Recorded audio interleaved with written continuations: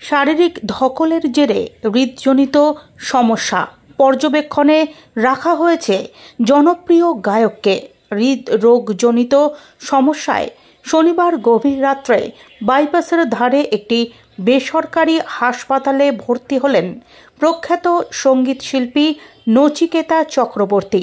আজ সকাল ৯টা নাগাদ পারিবারিক সূত্রে জানা গিয়েছে, শিল্পীর শারীরিক অবস্থা বর্তমানে স্থিতিশীল।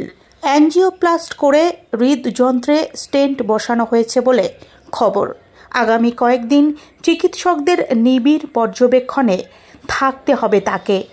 নচিকেতার কন্যা জানিয়েছেন, এই মুহূর্তে চিকিৎসকদের পরামর্শ মেনেই সব কিছু চলছে।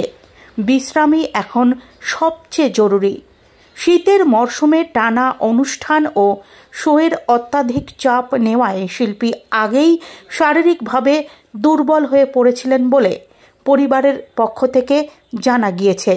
এরপর শনিবার মধ্যরাত্রে আচমকাই অসুস্থ বোধ করায় দেরি না করে তাকে দ্রুত হাসপাতালে নিয়ে যাওয়া হয়। যদিও হাসপাতালের তরফে এখনও পর্যন্ত কোনো সরকারি বিবৃতি প্রকাশ করা হয়নি।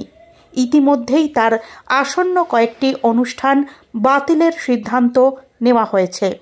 সোশ্যাল মিডিয়ায় খবর ছড়িয়ে পড়তেই উদ্বেগ প্রকাশ করেছেন অসংখ্য অনুরাগী।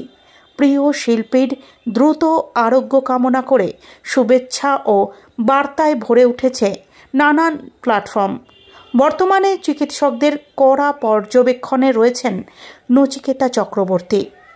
অনুরাগীদের আশা, খুব শীঘ্রই সুস্থ হয়ে আবার মঞ্চে ফিরবেন জনপ্রিয় এই শিল্পী।